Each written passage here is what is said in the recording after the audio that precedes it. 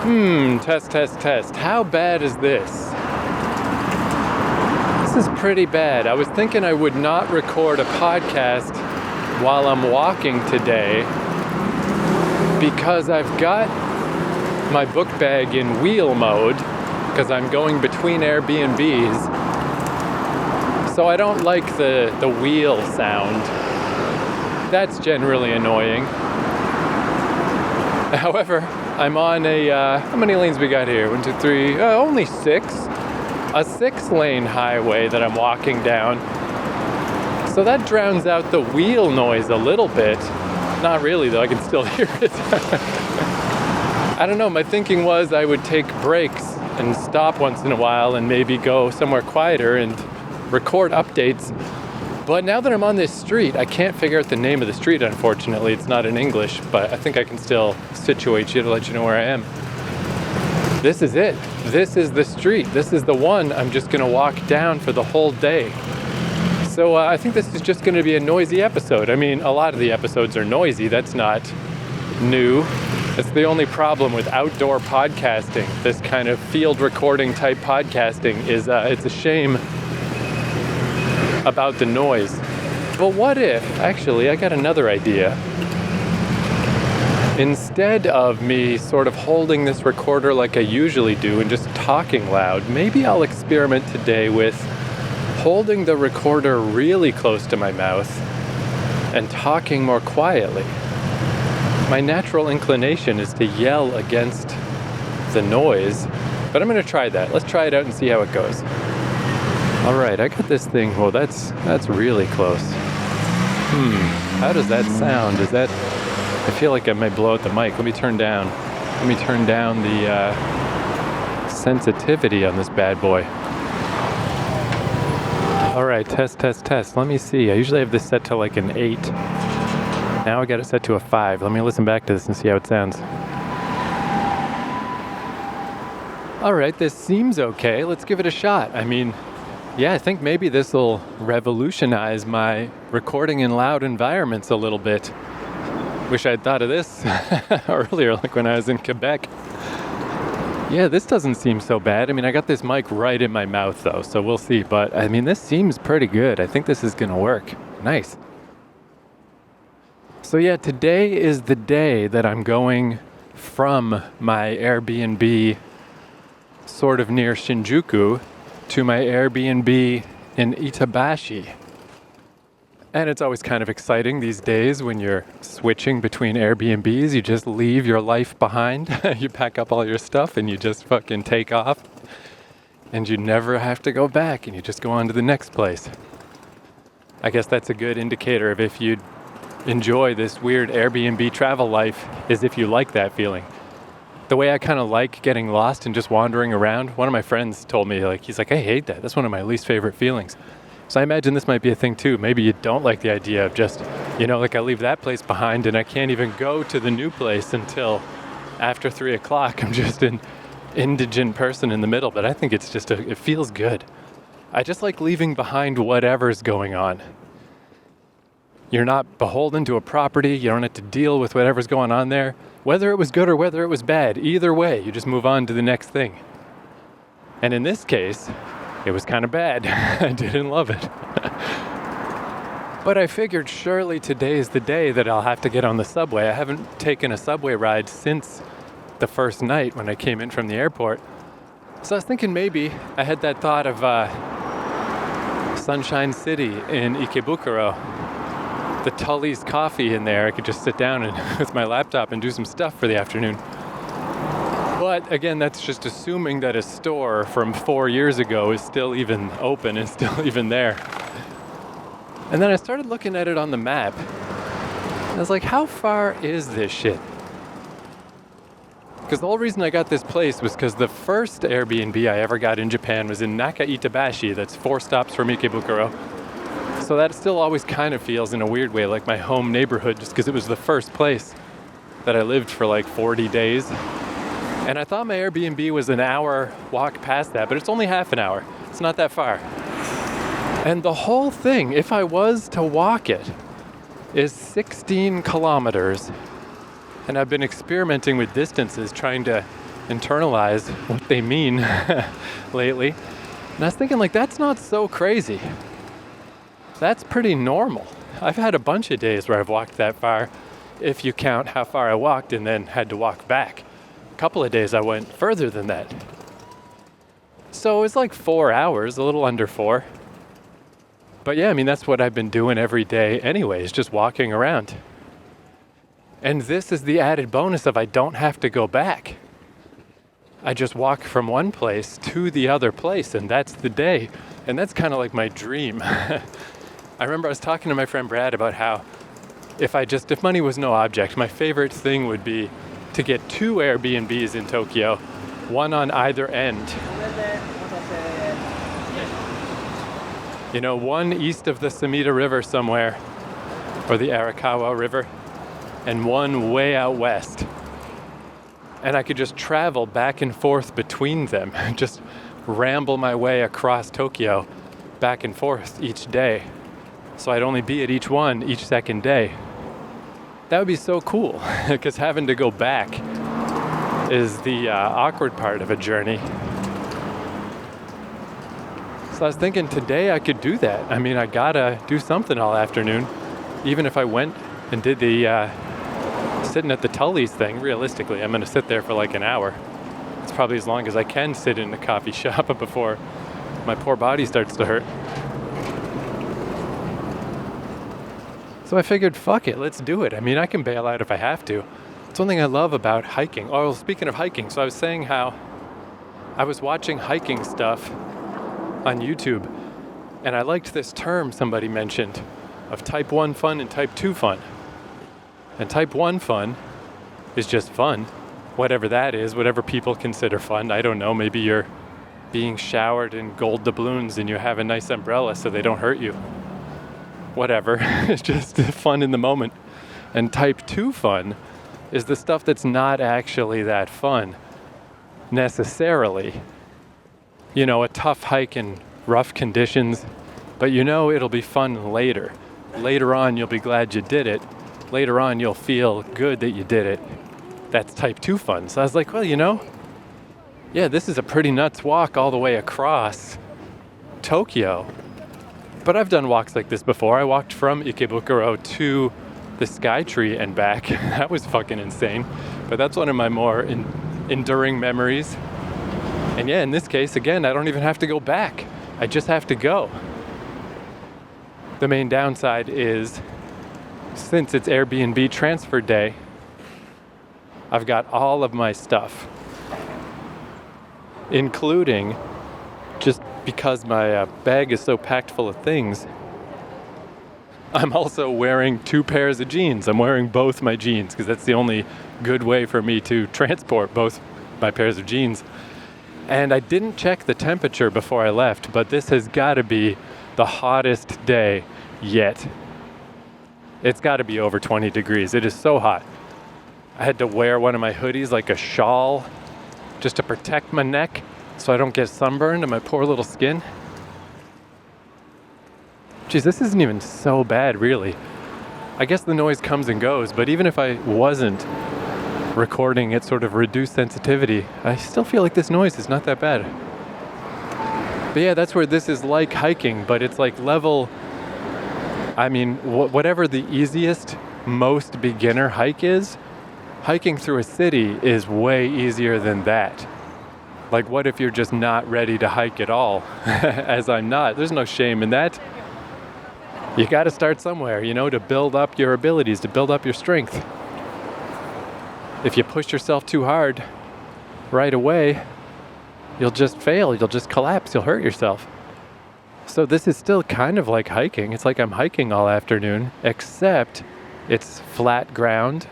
I don't have to carry this bag. I just have to put it on its wheels, which is going to get me eventually. By the end of the day, my shoulders are going to hurt, but not like carrying it. Rolling it at full weight is still not remotely as bad as carrying it with just a book bag and some stuff in it. That was just lifting the thing physically is the worst. I can't believe I wore this thing for that whole podcast that I was walking from the airport in Montreal. It was like 90 minutes I had this thing on. That's fucking crazy. But right now I'm feeling good. I think taking 2 days off from hiking around with a book bag, maybe my muscles finally are bouncing back a little. I feel pretty decent. But yeah, not only can I roll the bag the whole time, I can bail out anytime. There's still subways everywhere. If something goes horribly wrong, I don't have to stick with this. So yeah, all the stuff you could never do, even on the easiest hike. You can't roll a bag in the woods. You can't bail out. But here you can. So, I don't know, I guess if hiking was 1 to 10, 1 being easy, 10 being hard, this isn't even level 0, this is level -1. This is so easy. But that's fine, I'll take it. And I found pretty quickly, I don't know, by the time I was a fifth of the way maybe, it wasn't even seeming like type 2 fun, even though the sun was beating down on me and I was trying not to get burned and whatever. You just kind of get into the flow of it. And it's like, oh yeah, this is all right. And then where it really turned around, that's where I don't know what the highway is called that I'm on, but I got to this place called Opera City. That's kind of like a mall, but it has theaters and, oh, there's a shrine. Of course, why wouldn't there be? Why wouldn't there be a shrine by the 6-lane highway? This country is so weird and awesome. This shrine has, like, dog statues. Shrine next to the 7-Eleven, next to the mega highway. Why not? But yeah, Opera City was weird. It had a theater and it had rehearsal rooms and all this stuff. And some shops. I was thinking I should just hang out there for a bit. Maybe get something to eat, but the mall part of the mall was pretty scant. Because that's the other thing I noticed is I was feeling real hungry earlier. Now it's somewhere between noon and 1. I was feeling real hungry and my mind was coated with images of ramen or really extravagant nonsense like the custard cream puffs or the chocolate eclairs from the convenience stores, all this shit. But you just keep walking for half an hour and now I don't feel hungry anymore. And I think that's good. I think it's good that I try to make this journey on an empty stomach. So let's rewind and I'll tell you why. But if you heard last episode, which for me was yesterday, pretty much the harbinger of doom I put right at the end of the episode, where last night I went to a Lawson's and there were these like little chicken ball things, little chicken karage, deep fried chicken balls. I got some at noon and I was like, wow, those are great. And then at about 6 p.m. I was at a different Lawson's and I saw them again, but they were in a different part of the store. They were up at the front in like a heat lamp area. But I've never gotten anything out of there before. And it turns out it's not really a heat lamp. It's a very mild warming lamp. And because I'm an illiterate fool, when the lady asked if I wanted to have them heated up in the microwave, I thought she was asking if I wanted a plastic bag. And I was like, no, I'm good. So she gave me these very lukewarm chicken balls that had been sitting there all afternoon. And that is the danger zone for bacteria. You want things to be hot or you want them to be cold. This is a neat thing I learned my brief time in the restaurant industry where I was mainly a dishwasher. They started moving me up to prep cook, and that was supposed to be a step up, and I realized how much I hated it. And I was like, I gotta get out of here. I thought maybe if I just toughed it out through the dishwashing, I'd get to something I liked better. But I liked it maybe less, because at least dishwashing, as miserable as that was, at least I could just mind my own business. But one of the things they did at this restaurant, because, you know, they have to make great big, huge amounts of stuff, is when you make a great big vat of soup and you want to chill it, you know, put it in the fridge. I just thought this was an interesting thing. If you just put it in the fridge, it's gonna stay hot in the middle for hours and hours and hours. The outside of it will get cold, but you just won't get to the inside. So what they had were, you know, like ice packs that you put in the freezer and then you take them out and put them on your sore muscles or whatever. They had like an oar, like a big giant stir stick that was an ice pack. And they would use that to stir the soup so that it would cool down throughout the soup in the middle. And I was like, wow, that's so neat. It's all a pretty obvious operation when you know about it, but I would never have guessed. It just wouldn't never cross your mind if you're not part of that little world.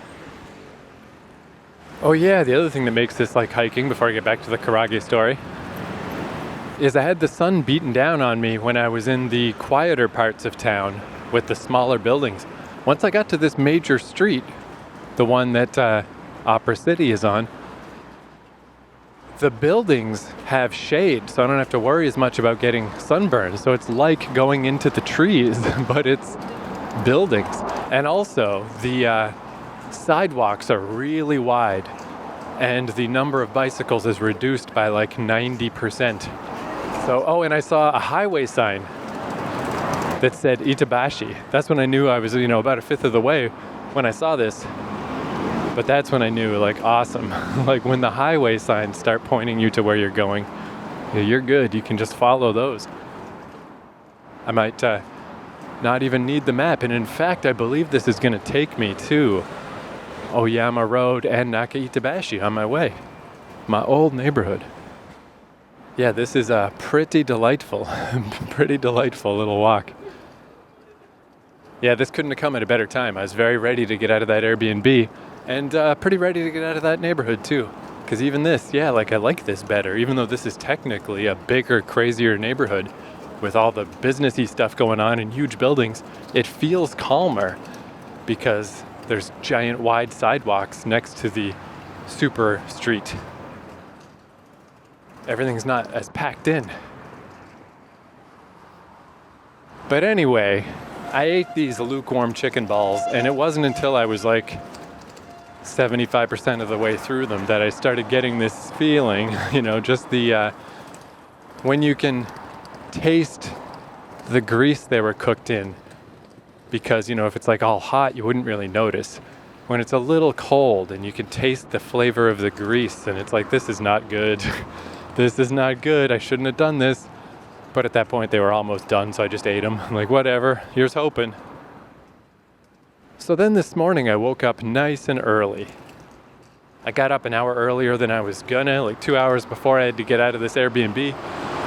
And that was nice, everyone else was still asleep. I'm glad I got up extra early because I just love when I've got time and you can just take your time. So I just took my time getting all my stuff ready. Nobody else was around in the Airbnb. And then, this is pretty dumb, but they have a little lost and found thing of just stuff other people left. And there was this bag of this stuff called Blendy that had been there for a couple of days. So it's like, okay, whoever left those is not coming back for them. They're like little creamer containers, but they have coffee in them. And I was looking at the package trying to figure out, I assumed maybe the coffee stuff was sweet because 7-Eleven in North America used to have that. I don't know if they still do.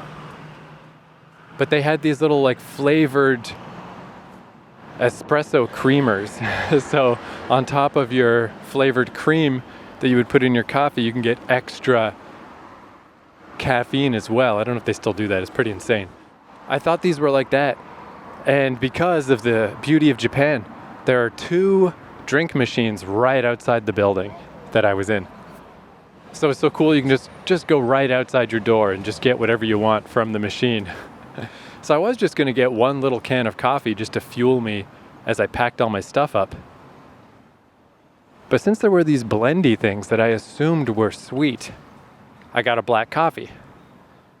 And then I went into the little kitchen, which I hadn't really used at all at this Airbnb, but now it's like, I'm here all alone. I get to use this stuff even before I go. But it turns out the blendies are just black espresso, whatever. Black coffee inside black coffee. So instead I went back out, got one of the mega sweet coffees, and just mixed all of this stuff together. Sweet coffee, black coffee, and like 5 of these little blendy coffee shots. And it was good. It was a good mix. Tasted very nice, but I know it was so much coffee. One little can would have been good. That would have been fine. This was so much more than that. And I remember thinking to myself, like, you don't have to do this. You can dump it out. You don't have to drink this. But I did. I'm always just like, I'll just do this dumb thing and just hope that it all works out. And I mean, to be honest, that part so far has been fine. I had a bit of, my head felt a little weird, a little fuzzy about an hour after drinking all that stuff. At this point, though, I think I got away with that one. But I am one of these people that coffee and caffeine definitely triggers everything to move in my body. But I didn't feel bad. Like, I didn't feel any rumbles in my gut. I felt completely fine.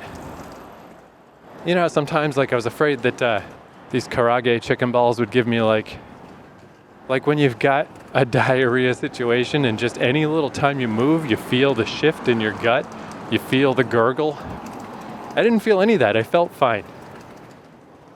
But just as I had all my stuff ready and I was about to go, I got hit with like, boom, what my 2-year-old niece would call poop soup.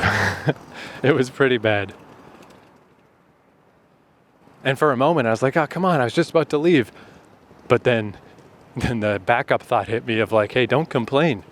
Be glad it hit you right now. What if this happened 20 minutes from now? Be glad that this happened right before you left.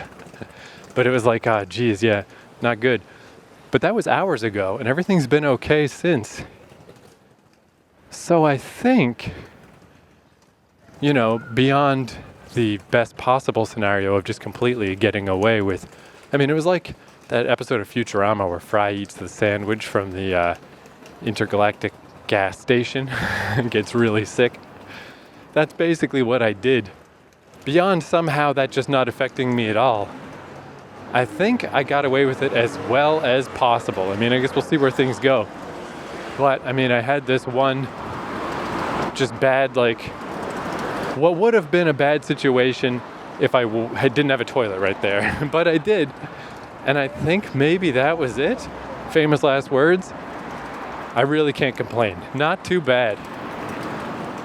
But now I've just got to modulate myself. I've definitely got at least, I'm going to say probably 3 more hours to go because I'm also walking really slow so I don't mess up my shoulders too bad, and I'm rolling this bag behind me. And also, what's the hurry? Like, there's no benefit to getting there too early. I can't even get into the place. So I'm trying to walk slow. Not a lot of public restrooms necessarily on this route, but there are convenience stores, and they're generally pretty good. So I've just got to balance out, I don't want to let myself get all dehydrated, but I don't want to overdo it either. So I made myself a little game. Oh no, I guess this isn't going to happen. I haven't had melon soda yet. So my little game was going to be, don't get anything to drink till you find a machine with melon soda. And eventually, I was getting way too thirsty. So I did get one of the little vitamin C drinks. Because I figured, hey, that can't hurt, right? And they're really good because they're really small. They're just packed full of vitamin C. And it's like this powerful blast of lemon. Just like, boom!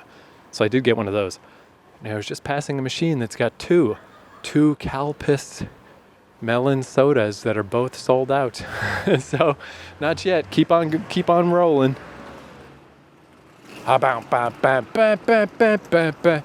So yeah, that's today's adventure. Weaving through the back streets, getting sunburned to death, but now that I'm on this major street, this is actually great. I love this street. This is the ultimate street to have your book bag in wheel mode. It's so big, I can just weave around between people. I'm not getting in anyone's way. And yeah, that's my plan, just to walk all the livelong day. And I probably won't get anything proper to eat till I get to the other end. But I guess we'll see. Because yeah, like I said, not just level easy hiking, level double easy. I'm walking past a subway station right now. Oh, I guess I'll say what the subway station is. That's a good way to tell where the heck I am. Yeah, I could hop on one of these subways at any time. There's convenience stores the whole time, anytime. It's not even type 2 fun.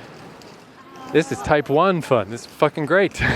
Just beautiful sunny day, walking clear across fucking Tokyo. Well, not really. Tokyo is so big. This 4-hour walk is still like nothing. Higashi Nakano Station, the Toei subway line, E31. So yeah, there was potential danger on the horizon, and you never know, there could still be. but I'm feeling pretty confident. I think this is going to go just fine. Oh, and actually, I just checked on a map. I think I'm like halfway, almost halfway. Not bad, man. Not fucking bad. I might actually get there before 3 o'clock. I might get there too early. Probably not, but that's good. I don't want to get there early. This is all working out. Well, here's a little whiplash effect. I still got the sensitivity turned down. Got to put my face right in this thing. Here's a little whiplash effect that just happened is I didn't make it the whole way without eating, although I now realize I easily could have. I stopped at a Family Mart, and I do think this is a legitimate problem I need to work on. How I was talking about, the large bottles and the small bottles. At least I'm starting to get the small bottles. Every meal doesn't need to be a gigantic thing. I guess I kind of developed this habit because, I don't know, I heard something about in tribal days or whatever, the idea of the one meal day, that you spend the early part of the day, you want to stay hungry because it keeps you alert. Say you're in a tribal life. You want to stay alert. You want to be mentally focused on either gathering or hunting. And you just eat tiny little bits, maybe, but then you have one big meal for the day. And I started experimenting with that, and I didn't hate it. I could basically eat one big meal a day. I can get away with that. But the one big meal can be kind of debilitating, especially just with my body, the way it works, my tiny little stomach. So I could have just got, a bowl of ramen. That was the plan. But I had to do the whole thing. I had to get a chicken breast, and I had to get the boiled eggs. And I got like a little yogurt drink. So I spent $11, and I could have spent $3 and just got still a fancy pants ramen. And I ate all that stuff, and I guess just because I was still mildly worried about the state of my belly today, and I felt like I was not close. I felt like I still had a lot of this journey to go. The direct sunlight, how I was saying the big buildings were like being in the trees, but there's not big buildings the whole way. This is an extremely long walk. So they would come and go, and the heat was definitely beating me down some. And I ate all this stuff, and I was like, why did I do that? This day of all days, especially in the land of, you pass a convenience store every 10 minutes in a bad situation, every 2 minutes normally. There's just no need for me to have just done that. Why did I put all that stuff in my belly? So I was like, oh, geez. Why am I setting myself up all the time for this? It reminds me of in Mr. Show with Bob and David. They had a joke like an antacid commercial. And the way they described it is, that the way North Americans eat, it's like we're a baby with money. No self-control, just cramming our faces with ultra-rich food with no sense of what's going to happen by doing this. And that's me to a T. That's what I'm doing. And it's like, what is wrong with you? But anyway, it wasn't that bad. Once I shook that off and it settled in my belly a bit, I'm like, okay, it's not that bad, but I still shouldn't have done that. Like, why? Why do that? But what's cool is right after that, I'm walking along this street, which, I saw the name earlier, but I forgot to mark it down. But the street has a ramp that goes up, and that becomes like an above-ground highway. There's the normal highway, and then above it, I think there might be 2 lanes. It's huge. It's this like crazy big, like in the sky thing. And I realized like, oh, that's this Naka Itabashi place where I stayed when I first got here. And I was there for the first 40 days in 2019 when I first visited. So I just walked that neighborhood over and over and over for over a month. It was kind of one of my favorite things is that it's generally a pretty quiet neighborhood. And I would walk down this river, which at the time I didn't know the name of, but I looked it up. It is the Shakuji River, Shakuujii. And it was this awesome little, just yet again, one of those, similar to the one I was at before, the Meguro River, except even smaller, but a very similar thing. There's like walkway paths on either side of it, and then occasionally you could cross over, but there'd always be a point. It was like this part where there were old men who would fish in this one part, and there's a little squat toilet that I think I never used. I just, peed. I don't think I ever had to squat in there. But it went from just the most, again, I was very new to Japan at all. And I'm like, man, all these old guys that are just fishing. And that might have been the first squat toilet I ever saw. And it's like, wow, this is so cool. This is the, just very traditional feeling part of Tokyo, Very Japanese feeling. And then right next to it is this giant overpass. But then I would just cross under the overpass and just keep going. I didn't often walk along it like I am right now. But I realized, oh, that's it. Here we go. This street is Yamate Dori Avenue, Yamatedori Avenue. And yeah, just how the scale of things is just so different. Where in a car, this is probably not even that big of a journey, this whole walk that I did. So of course this, crazy super street goes all the way from here to Shinjuku. Why wouldn't it? But I had no concept of that on foot, of where do these things actually go, They're just little moments that I pass by on foot. So I saw this thing and I'm like, geez, just like that, just unexpectedly. I'm there. I'm back in the old neighborhood, essentially. Because all the stuff I've done so far has been very reminiscent of the first time I visited Japan. A lot of similarities, a lot of, here is a river. Here's a bunch of convenience stores. Here's a bunch of public parks. It's all very similar, but it's not quite the place. It's not quite the place that really, I've been kind of daydreaming of coming back to. Just all sneakily, this is the place. Oh shit, that's it. So I'm walking along under this overpass, and I know that river is coming up soon. And I can walk along it to Naka Itabashi, but then it turns and goes the wrong way, away from where my Airbnb is. But that's good because I know exactly where it turns, So I'm going to do the little walk, the same old walk that I did so many times before. I keep talking about that Oyama Road place. I mean, it's no big deal that I missed that. I will go to it eventually, but it's just a shopping street. Again, I've been on other shopping streets while I've been here. They're just not that one, and the only reason these are really relevant or notable to me is just because they're the first places that I went. But yeah, even though I'm not at the Airbnb yet, I've got, probably less than an hour, but let's say an hour. But I'm a lot closer than I realized because the next stretch of this journey is the whole reason I got this Airbnb in the first place, is so I'd be near these places and I could come back to these places for a little bit. But anyway, I thought that was cool. I thought I'd bring that up, that I'm still not technically recognizing stuff, but it's going to come any moment now. So close.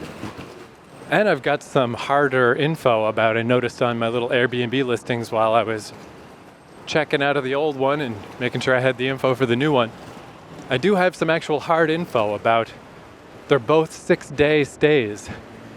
So it's interesting to compare and contrast how much each one costs, because this one I'm going to is so much better since it's essentially a whole apartment to myself, but it's out here in a obscure area, whereas the one I left was a tiny little cubby hole, but was in a much more famous area.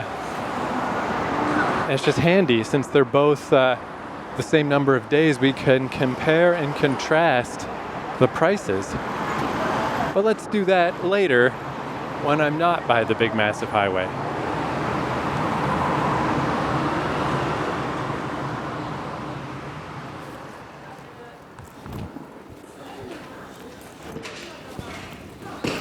All right, I'm right outside the old Airbnb I used to stay at. Just moving along now while I talk to myself.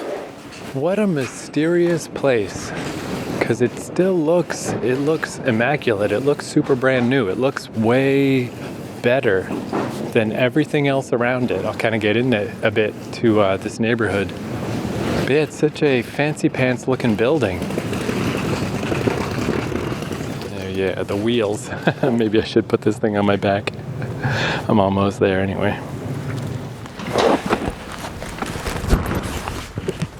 But yeah, the second floor where I stayed, the window was open, so I could see that there was just stuff stacked up in there. It's weird. It's like they just shut the thing down, I guess, with COVID, and they just never opened it back up again.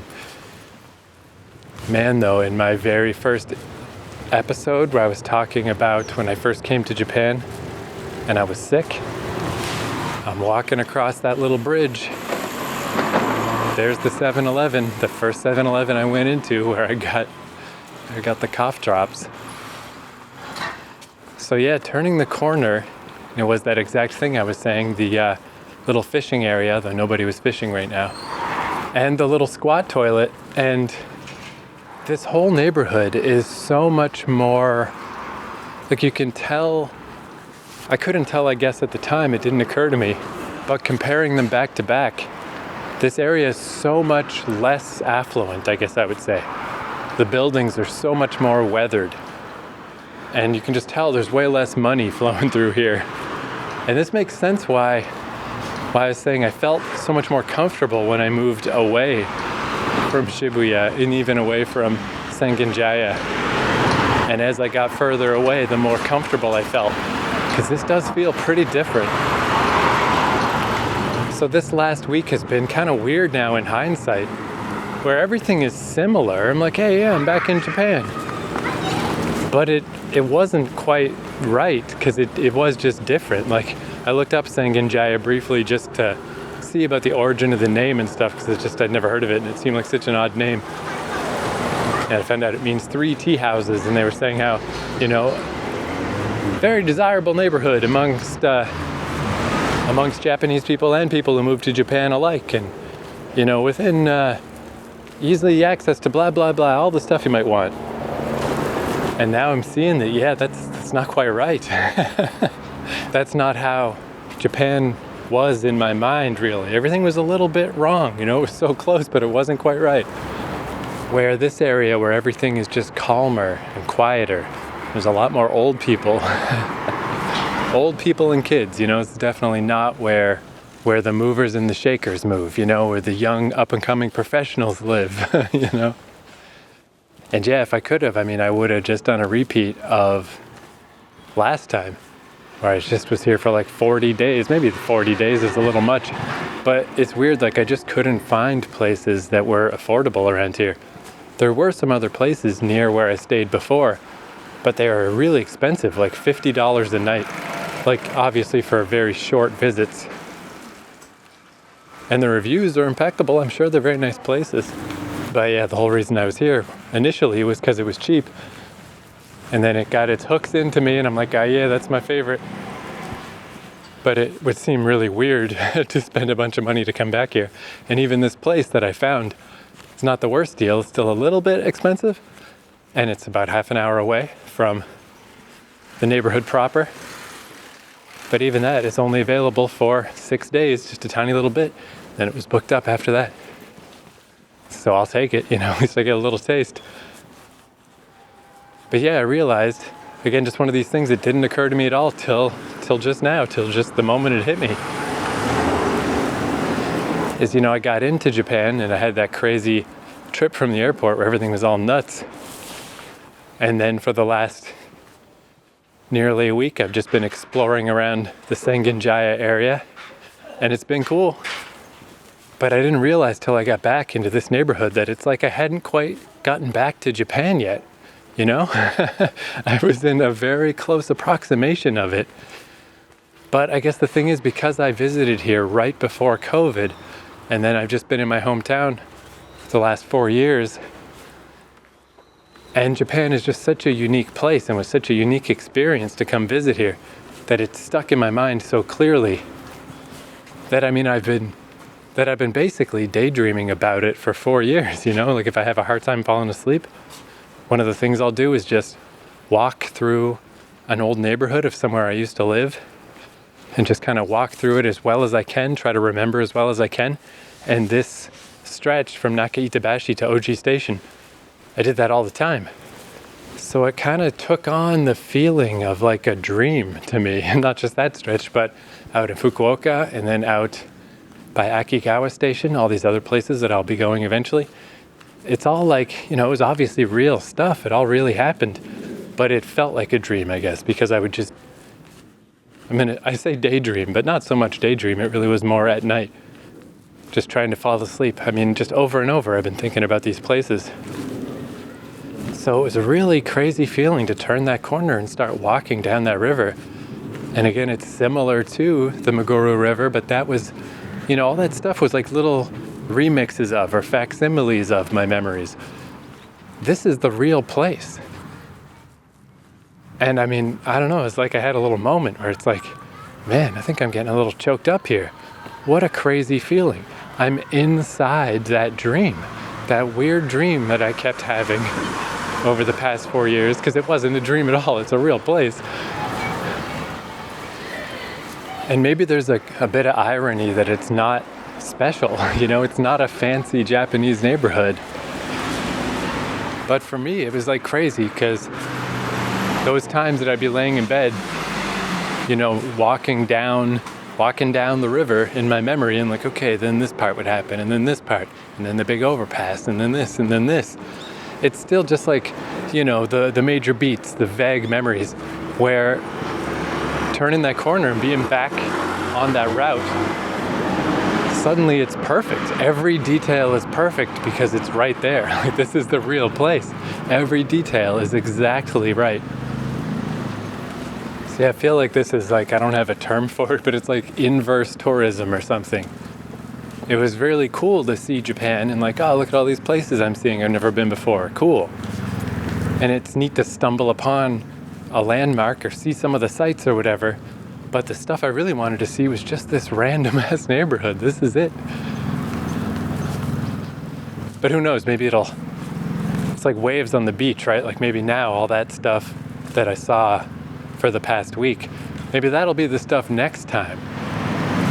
Where I'll be like, oh, there's that shrine again, or there's that weird bridge or whatever. There it is, I'm seeing it again. Maybe this neighborhood will wear off by then, but for now, holy man. It's probably, I guess we'll see. Like, they probably saved me from myself that I couldn't just book 40 days in this neighborhood again. Probably being here for 6 days is probably plenty. Get to soak it back in, get to just bathe in the nostalgia of my 2019 visit, and then move on, and then go somewhere else. But for now, holy fuck, it feels real good, man. I really am back in Japan now. Alright, this has been a long walk, and I ain't there yet. I got another 20 minutes, so I'm gonna take this pack off my back, get back to rolling. And here we go. Since I'll be walking this route from my Airbnb back to the old Airbnb to relive some of my old adventures, here's a 7-Eleven on the route. Maybe this is also why, beyond just my North American memories of 7-Eleven, maybe that's another reason why 7-Eleven is the convenience store chain I kind of tend toward here, because there just happens to be a bunch out here, This is not a Lawson's neighborhood. Thank you for joining me on this silly long walk. I made it. I still have not gotten back on the subway. You believe that shit? Ridiculous. I'm gonna have to for the next Airbnb when I go to Akigawa Station, because it is 54 kilometers away.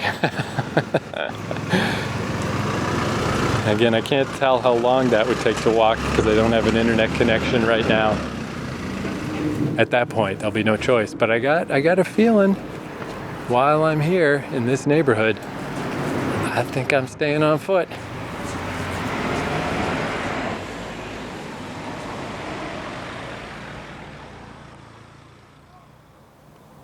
I made it to the Airbnb. For some reason, I have a strange inability to figure out what's going on with laundry. I guess it's that all these Airbnbs, because I think there's 9 different places where I'm going to stay while I'm here. So they all kind of blur together. And this is the super duper, extremely well planned out one where they have their own YouTube channel that shows you how to do stuff. I think maybe that's where I got confused, because there's a YouTube video about how to use the air conditioner and how to use the hot water for the shower and how to use this and how to use that, all these different appliances.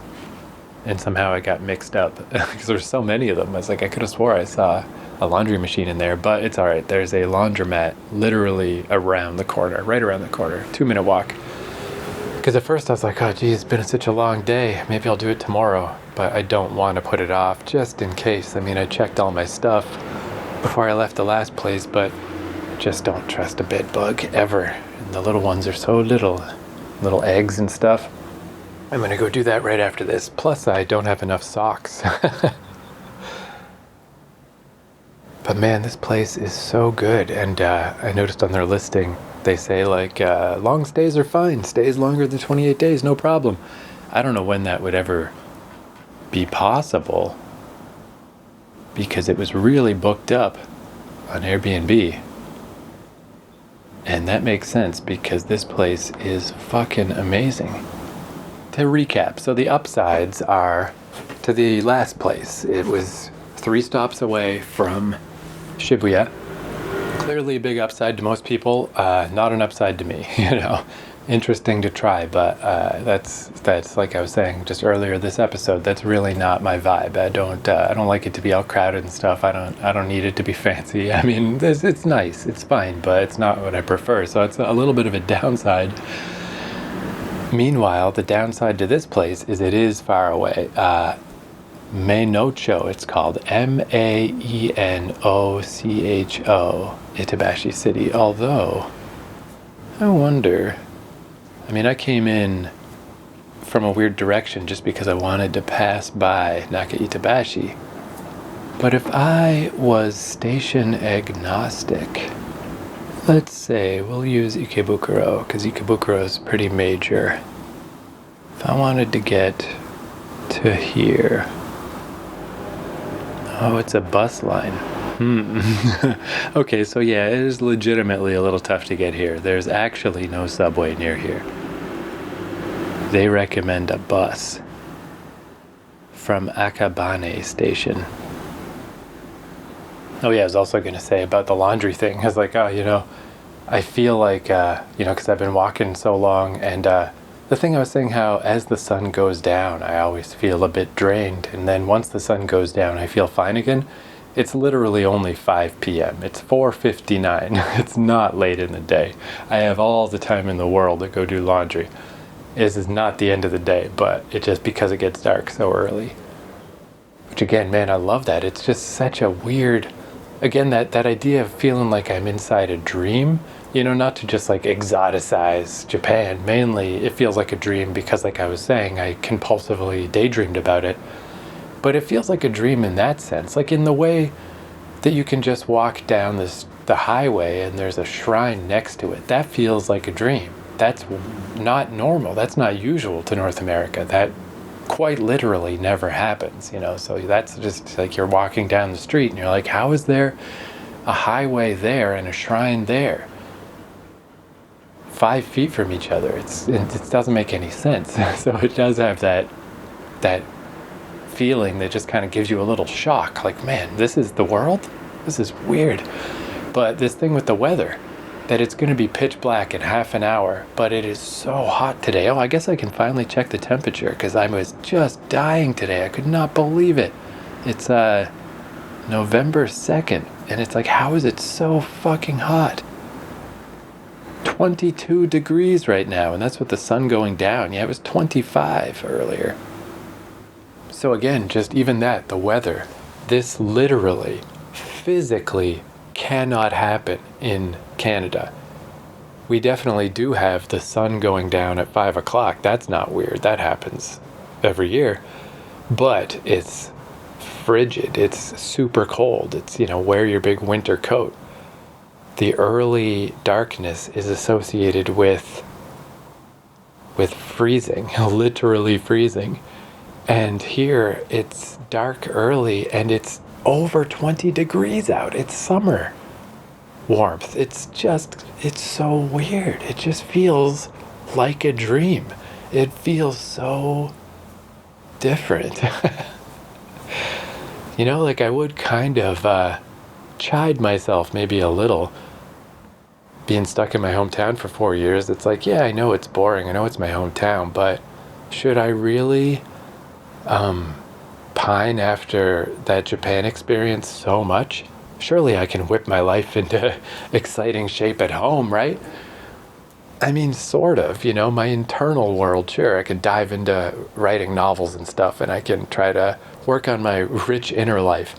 But the outer life, the actual place, the actual city, the actual environment, the actual weather, you can't, you can't do this. It can't be like this unless I'm in a dream.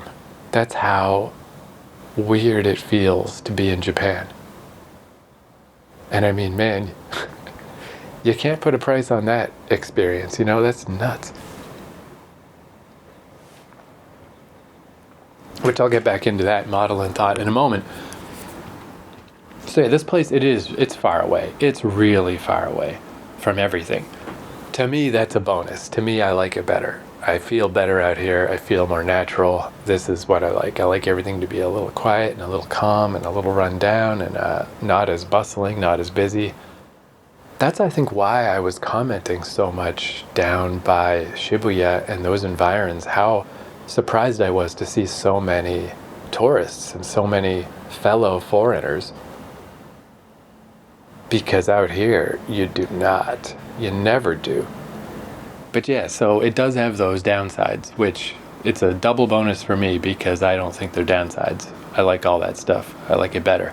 But my 6 days in the tiny, cramped, uncomfortable, well-meaning but kind of awful little place that I was in last week, for 6 days it was $210. So, still not bad, not the worst price. However, this place is also 6 days. It's $260. So for a little bit over $8 extra a day.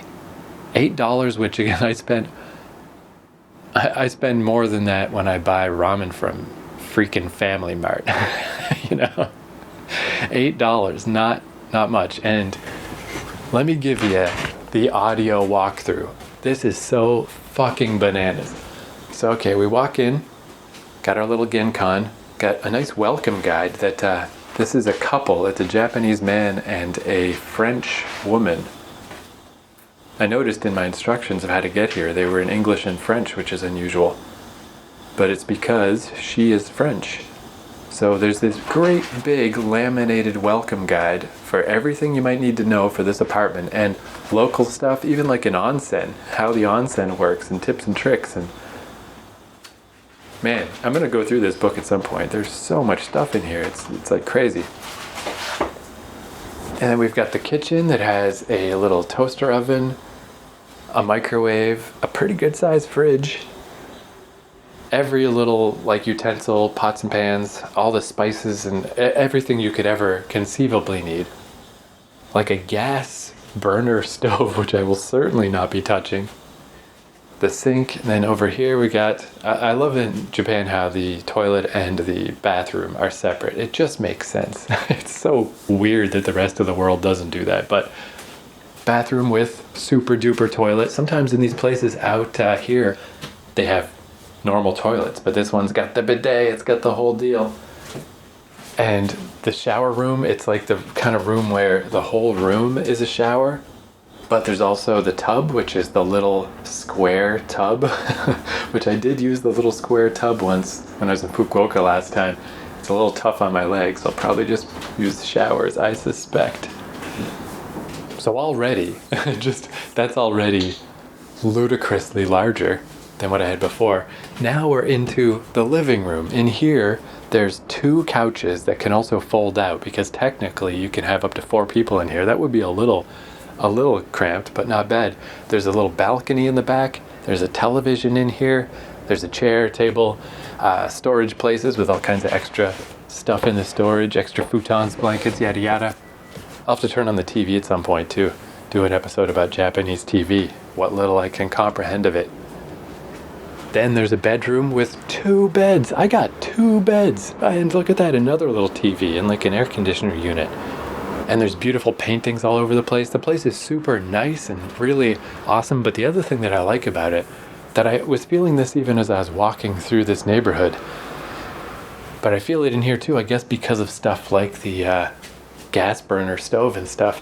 It really reminds me of, I have relatives in Atlantic Canada that are from St. Andrews or Campobello Island, and it's like rustic, you know, or if not their actual houses, they all have cottages too, and it has that feeling. It's like a cottage and an apartment. It's like a mix in between, and I kind of felt like that walking through the neighborhood to get here too. It reminds me also of my relatives, because a lot of them are mechanics and stuff, and that's not anything I know anything about or have any aptitude for. I don't even have a license. But just being around that stuff, it's like, yeah, I'm comfortable with that. I know how that all works. It's fucking incredible. It's amazing. I wish I could be here for more than 6 days. Next time I come to Japan, like, this is going to be very high on my hit list of like, can I squirrel my way in here? Can I like book it way in advance or something? If I could stay here for a month, I would do that in a heartbeat. It's so awesome. And it's not mega cheap, but I mean, okay, $260. I don't remember what I paid for these things, but divided by 6 days. So it's about $43.50 a day. I mean, I guess actually by my standards, I do feel like that is kind of a little expensive. Or it was before COVID. Like, that's more than I would have ever paid for an Airbnb before COVID. But I guess this is the new paradigm, is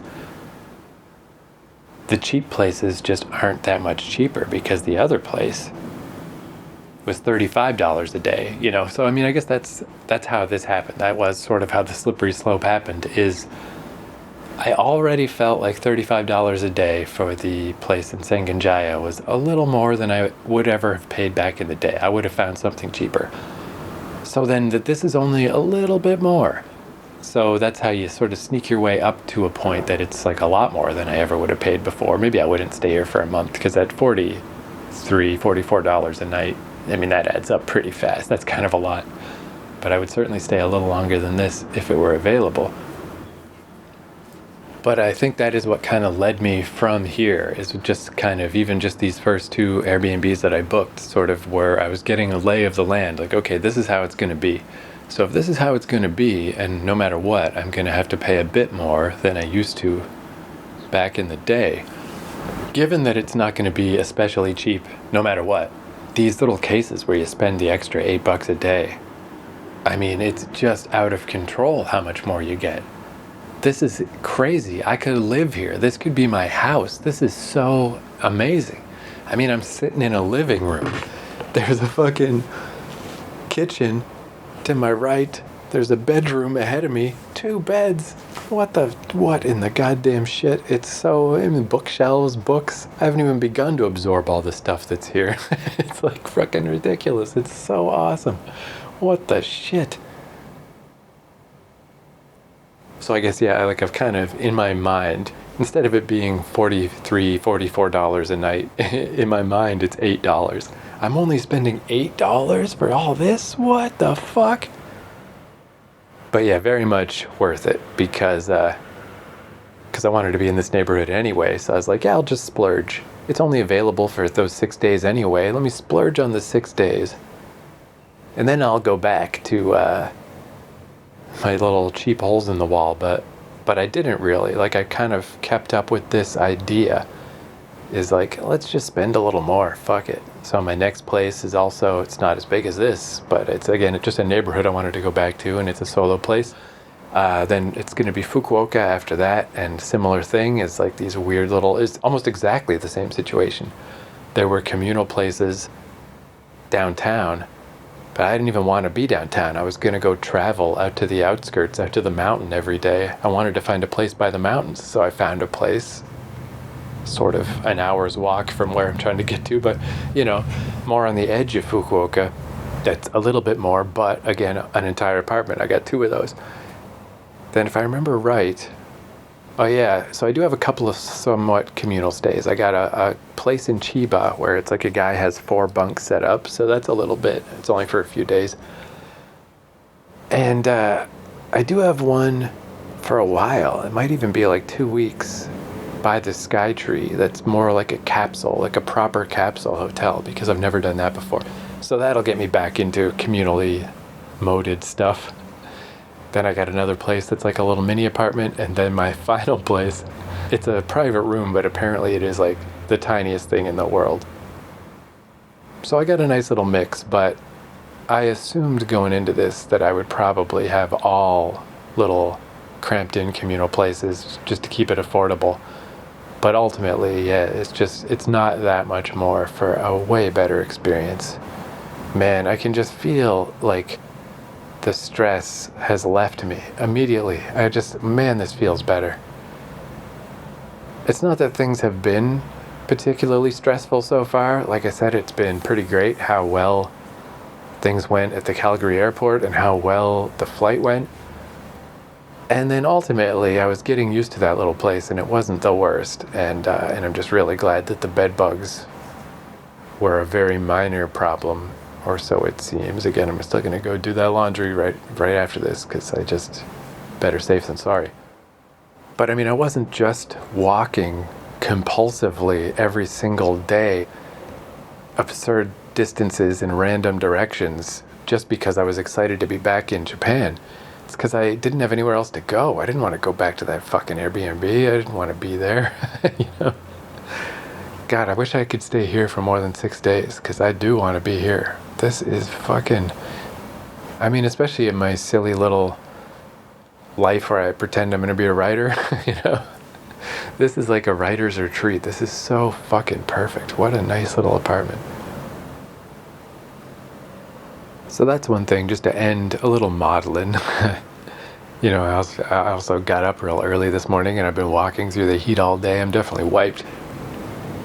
But, you know, before it's like I know I'm extremely privileged that I can travel and I can come to Japan and I can just dick around. And I can get the 90-day visa and use the whole thing, you know? But it is less clear how privileged I am when I'm trapped in a little place and things are a little bit fucked, and it's like, yeah, it's nice, but, you know, it's like a little bit balanced out. Now that I'm here, it's totally fucking crazy. It's all that stuff I was saying about Japan and how it's like a weird dream, but I'm really here. But also, I'm in this perfect little apartment that, again, yeah, like if I just had to go hole up somewhere and just write a novel or something, like this would be so perfect. It's so nice. It's so fucking nice. And that this weird semi-rustic sort of middle of nowhere neighborhood is also the neighborhood that I like, makes it double nice. Outside the sun is almost down. It's 5:18 now, just in the last 20 minutes. Like I can see there's a bunch of trees out back, out past the balcony, and I can just see like the trees have become like just a black silhouette. And the sky is like a little bit light behind them, but it's going to be pitch black soon. It's just like beautiful. It's so perfect. And this is where I just wish I could tell my dad how much I appreciate this. Because, you know, he got a little bit of time with his money. He was functionally retired for a pretty long time, but he'd still pop in the office here and there. My mom's still going strong. She just will not retire. And my parents, they have, it's weird because they always lived way below their means. So they have like quite a lot of money, and my dad never really got to use it. I don't know if he necessarily wanted to. He definitely didn't want to travel around and stuff. He always said he could only sleep in his own bed. He didn't really enjoy traveling around, and he didn't like eating strange food he didn't know and stuff. So I mean, at least he did what he wanted to do. He worked a little bit, but he mostly had stopped. And he just dicked around with his friends for the last 15 years. So I mean, that's not That's not so bad. But he never, like, properly got to use his money. So anyway, I'm the one using the money. And I wish that I could tell him how much I appreciate it. But oh well, at least I can tell my mom. At least I can get in touch with her on the weekend. Because I sure couldn't at the last place, you know. The last place, people could probably hear me grinding my teeth at night, so.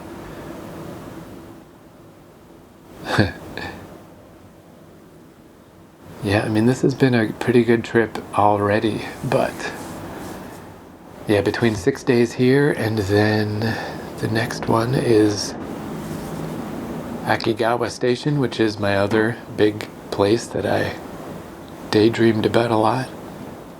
How many days am I there? It's also pretty short because, again, I still just couldn't find a cheap place anymore. It's so weird, these places I went just because they were cheap.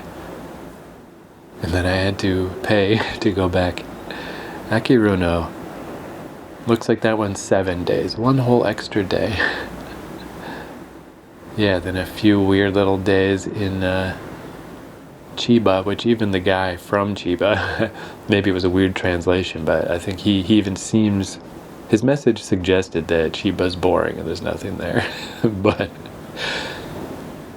again, that was just so I didn't have to travel all the way from Akiruno all the way to Narita in one day, because that would be insane. So I stopped halfway in, and then Fukuoka, which is a whole other beautiful daydream. Then yeah, I guess coming back is going to be slightly weird, because that's where Skytree, Yokohama, I've never been there. 14 days in Yokohama. I think I was just tired at that point of booking things. I'm like, whatever, just because that seems like a long time, but hey, whatever. And then Hachioji in the middle. So anyway, the back end of this trip, I'm not sure. That's a little more the unknown. But this next stretch, this is going to be the money melon. All right, well, thank you to my phantom dad. Thank you. I mean, technically, he paid for the last time I was in Japan, too. I had a chance to thank him, and I guess I didn't. Because, you know, people always hit you with that stuff. You never know how long you got. Appreciate people while they're here, blah, blah, blah. But, I mean, let's be honest. You don't just expect people to die. But just make sure to thank them for stuff. I mean, I'm sure I did, at least tacitly. I don't know. But I could have been more emphatic about it. I could have been clearer. All right, time to do some laundry. And then in the spirit of being on the outskirts with all the garages and the warehouses and delivery stuff and whatever, I'm going to fucking go buy some beer. Fuck it. I got a fridge now. I got a whole ass fridge. All right, I'll see you next episode.